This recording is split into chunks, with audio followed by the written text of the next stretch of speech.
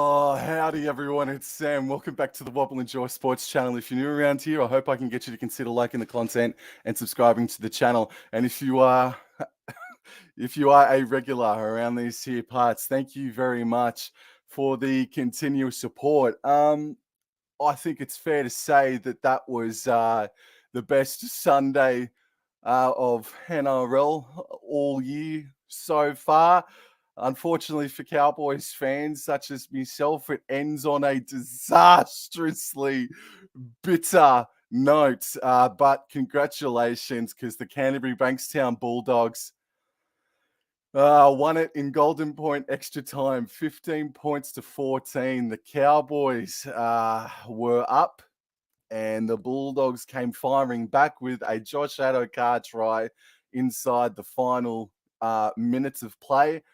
And look, I'll go through it chronologically, but thank you to everybody that's coming in to say g'day. Hainesy's in the chat. Hey, feel for you and Nick, but wow, Dogs of War. Yeah, no, it's all good. Nicholas Bikircha, hi there, man. That's definitely a heartbreaking loss. If only Holmes had kicked that penalty. There's been so many high-quality coast games with his grandstand finishes this season. Wonderful stuff. We've got Obs Vizma Omar. Thank you very much for coming in and saying good day. Holy sweet. This game is nuts. 4 golden points, and it's not even round 6 and 4 golden points. Jason Reed is in the chat. Hey, man, how you going? Wow, absolutely. What a tough game of footy. What a really, really tough game of footy. In the wet, completion rates, in my opinion, were very good, and particularly inside that first half.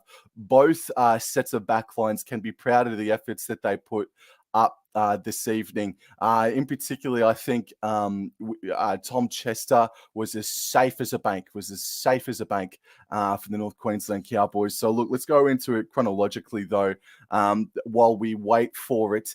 Wait for the stats to be finalized on NRL.com. So the third minute of play, this is why it's such a great win for the Bulldogs, because in the third minute of play, Raymond Faitala-Mariner was sent off for HIA, and he failed his HIA after only being on the paddock for 3 minutes. In the 6th minute, there was a nice cutout pass from Townsend to Petahiku. Petahiku streamed down by approximately 40-odd meters downfield. And on the very next play, Tom Dearden saw that Hayes Perham had made the tackle on Hiku. There was no one at the back, and Tom Dearden put in the kick for himself from about 25, 30 meters out and planted the ball down for a 6-0 lead after 6 minutes of play. There was a no try to Reed Marnie in the 12th minute because he went through the tunnel that was created by the man playing the ball. In the 14th minute, Jaden Ockenbaugh for the Bulldogs got sent to the sin bin for a hip drop tackle, and in one day, hasn't the hip drop tackle come back onto the minds and lips of everybody in the rugby league universe? Strike me pink.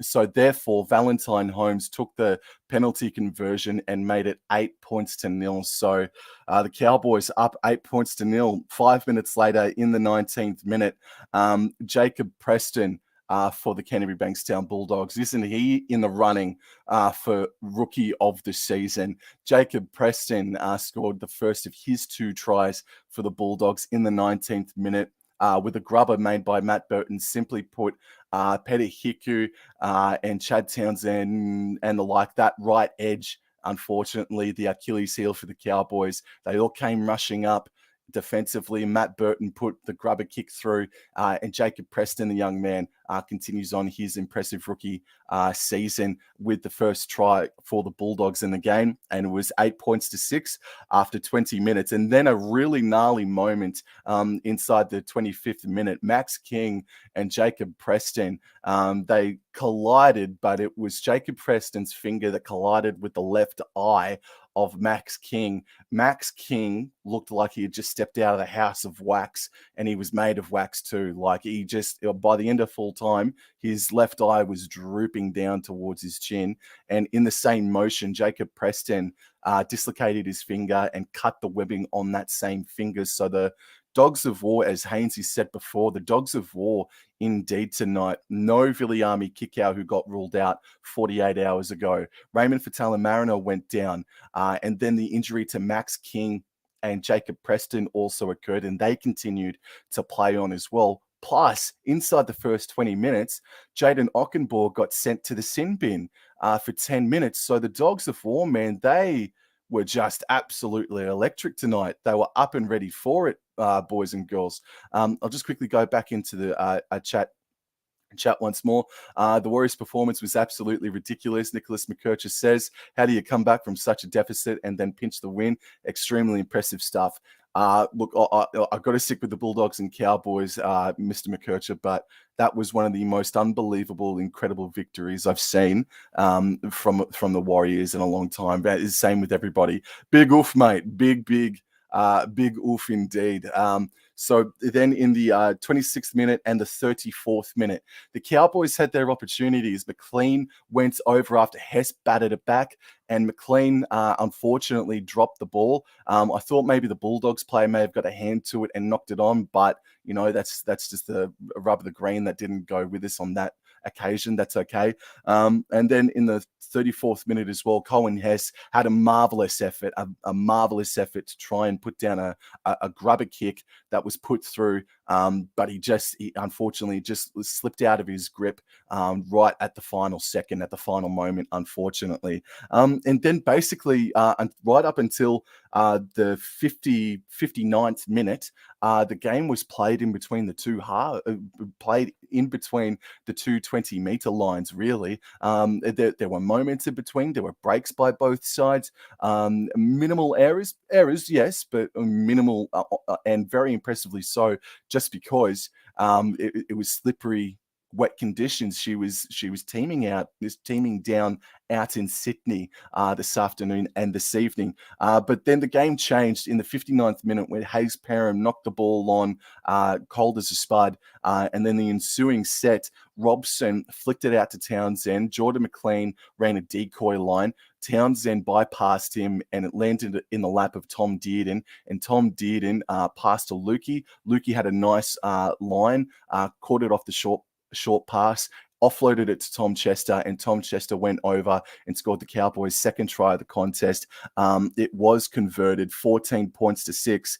In the 67th minute, there was a penalty off the ball by Brendan Elliott that gave the Canterbury Bankstown Bulldogs good territory, good possession, and then the ball shifted out to Jacob Preston, and unfortunately, it was as simple as Marnie passes to Preston 5 meters out, and Preston just smashed over the top of Griffin Neem, with Peter Hiku again also just sprinting right up off of his line. And Jacob Preston scored the second try for the Bulldogs, his double for this evening. And then there was a penalty to North Queensland only about 2 minutes later, and as Nicholas McKercher said, it was a missed penalty goal by Valentine Holmes that he missed. He sprayed across the face, unfortunately, and then I just don't know what kind of happened there. I mean, please excuse me because it only happened 5 minutes ago. But no, the Bulldogs, I think what really happened was when Matt Burton on the last tackle went down the blind side and put in a kick for himself, and then was able to get a repeat set from it. That's where the game changed, unfortunately, if you're a Cowboys supporter. That was the play that really swung the waves, the tide, in favour of the Canterbury Bankstown Bulldogs. And then a nice sweep play. I'm pretty sure it involved either Preston or Max King. And then it went all the way out to Josh Adokar, who scored right in the corner. Matt Burton had the chance to win it in regulation. He hit it pretty sweetly, but unfortunately for him, it came off of the posts. And then literally with a minute remaining in the first half of Golden Point extra time, Matt Burton put in, I think it was a fourth tackle, mid-range chip kick, put about 20 meters of distance on it for Josh Adokar, maybe 30 meters or so, 40 meters. Bad bounce for Josh Adokar. And then it was pinballing around, and I think it was either Kyle Felt or Tom Chester that kicked it forward, and unfortunately that ball It did not go over the touchline with 13 seconds remaining. Jacob Preston, he must be the Bulldogs man of the match, surely. Surely Bulldogs supporters must think Preston or Matt Burton are their mans of the matches. Jacob Preston stopped the ball or gathered the ball from going over the dead ball line, and on the final play, Matt Burton had some time. I saw Jake Granville, I think it was, being called out because he was offside. Matt Burton had a fair chunk of time, and Matt Burton, from about 40 meters out, or 35 meters out, scored the field goal for the Canterbury Bankstown Bulldogs, thus winning 15 points to 14. It wasn't the most exciting all-around game of footy, but it's just another notch to the belt. That has been an incredible season.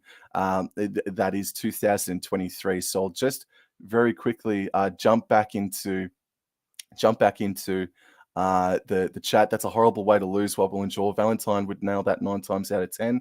As for my Warriors, it's a huge call, but that's the gutsiest and best match I've ever seen them play in 28 years. It's absolutely up there. Tiger Walker, can we not talk about yesterday, please? I ain't talking about yesterday. Taylor Brooks, I should have kept it to the Cowboys in chat. Sorry, mate. No, you're right, dude. How did I get on with my tips overall? I think I got 3, maybe 4. It wasn't a good weekend for me in both codes.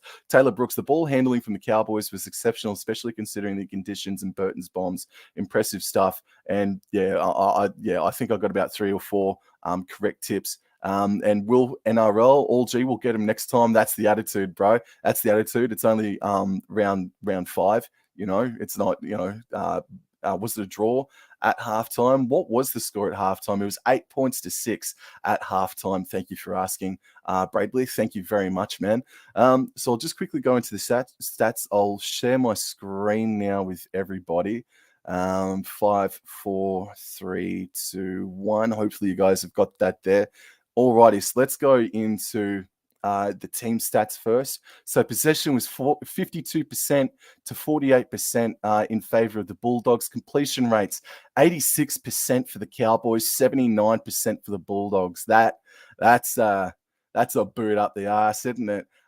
Post contact meters, 60 more meters in favor of the Bulldogs. Line breaks 5-3 in favor of the Bulldogs. Tackle breaks 45 to 37 in favor of the North Queensland Cowboys. Offloads 8-5 in favor of Canterbury Bankstown.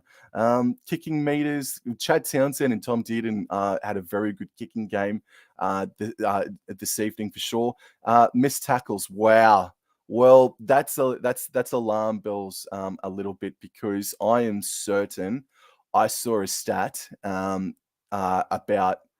I want to say either just before halftime or just after halftime, where the Cowboys had only missed 11 tackles after maybe 30 minutes or 50 minutes. It was approximately around halftime, and it was only 11 missed tackles. And so it's even worse if it was in the second half, because therefore in the last in the half of footy, we missed about 28 tackles, and the Bulldogs were actually the team to clean it up as far as missed tackles go. Ineffective tackles 15-6 against the Cowboys as well, and the penalties were 8-6 as well.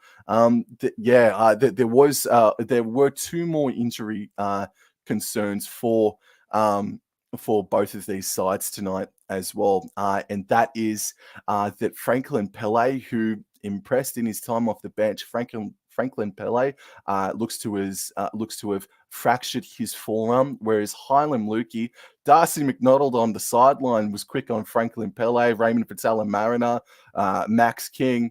Didn't get any friggin' word about Hylam Lukey, which I was clamoring for, unfortunately. But Hylam Lukey, unfortunately, looks like he's done something to one of his knees. Not like an ACL. I don't even want to guess what it is, because I want to put bad juju out there. But Hylam Lukey has done something. So That's a real bloody bugger, unfortunately. Taylor Brooks is asking another trivia question for a bit of fun. When was the last time there was a drawn match in the NRL except for yesterday? Golden Point usually prevails. I think it was that Newcastle Penrith game in round 4 of 2020. I think that was the last time there was a draw, actually. Galaxy football, so gutted for you. Nah, it's all right, man, but I really do appreciate it anyway. Yeah, look, I think Tom Dearden, Tom Chester, Chad Townsend can definitely hold their heads up high. I think those are the 3 Cowboys straight off the bat, straight off the noggin, that I think I'd select as probably our top 3 best on ground as well. I mean, Matt Burton put up one of his classic spiral towering bombs, and Tom Chester, with only a minute or 2 remaining in regulation, or maybe it was even in Golden Point extra time, was able to swallow up that big spiral bomb. So that's a big plus to Tom Chester. And look, and a big plus to the Cowboys. I've got to give him a rap as well. There was no Nene, there was no Taulagi, there was no Cotter, there was no Scott Drinkwater. We had a young man on debut, Riley Price, as well. And look, the Cowboys completion rate, it says that they did well. Missed tackles, unfortunately. Unfortunately, our defense is not as good as what it was this time last year. That's immediate. No, look, a decent, a good performance by the Cowboys, but I'm still concerned about our attack. And again, I've harped on about it all season long, that our right edge defense is our Achilles heel. 2 tries to Jacob Preston that were in between Chad Townsend and Petty Hiku by and large, and then a try out on the extreme right edge. But maybe I'm being a bit too harsh, because it was a battle. It was a good game of footy. Like there were obviously the tries, but it was nice and clean. It was decently clean. I think Jaden Ockenbaugh might cop a fine. I'd be surprised if he copped a week suspension. But yeah, it's going to be an expensive victory for the Canterbury Bankstown Bulldogs. So we're going to play this South Sydney Good Friday afternoon game against Bulldogs versus South Sydney. There's not going to be Kick-Out. There's not going to be Faitala Mariner. There's not going to be any Franklin Pele. I'm not too sure when TPJ or Luke Thompson are bound to return. So watch this space, Bulldogs fans. And then conversely, North Queensland play the Dolphins up on Good Friday night, the same day as well. And we will be missing Hylam Lukey as well. But we do get we do get Scott Drinkwater and Ruben Cotter back for Friday night. Now, speaking of Friday night, I do want to say that tomorrow night from 7:30 p.m. I am going to be joined by the one and only Random Stats Guy. Tomorrow from 7:30 p.m. we are going to do a match preview for the first ever Cowboys versus Dolphins game. And now that the Cowboys are on a 5-day turnaround, they've played in Golden Point extra time. It's going to be very interesting to see what happens if they can get the energy reserves back, and it will be good that Cotter and Scott Drinkwater will be back though. Look, I'm disappointed. I think every Cowboys fan is disappointed with the loss. We were up 14 points to 6 with 12 minutes to go or so. We were up 14 points to 10 with a minute to go. And then just a couple of pieces of bad bounces the ball fell our way, and unfortunately the Bulldogs capitalized on it. So congratulations to the Dogs. That was a pretty tough performance, man. It was no Warriors. I can't believe that game down at Shark Park this afternoon. That was absolutely unreal. But no, Bulldogs definitely deserved the win. It was even throughout most of it. And the Cowboys, oh man. All right, then I'm going to wrap things up now. But thank you to everybody who came in and said good day. I really do appreciate it. But please, again, if you have the time, please drop on by tomorrow night to check out our Random Stats Guy and myself doing a live match preview for the Cowboys versus Dolphins for good Friday night football in Scott Drinkwater and Ruben Cotter's return game as well. That's it for me. Go the Cowboys. What a bugger that they lost in Golden Point extra time, but I'll see you guys tomorrow night with Random Stats Guy. Thank you very much. Adios.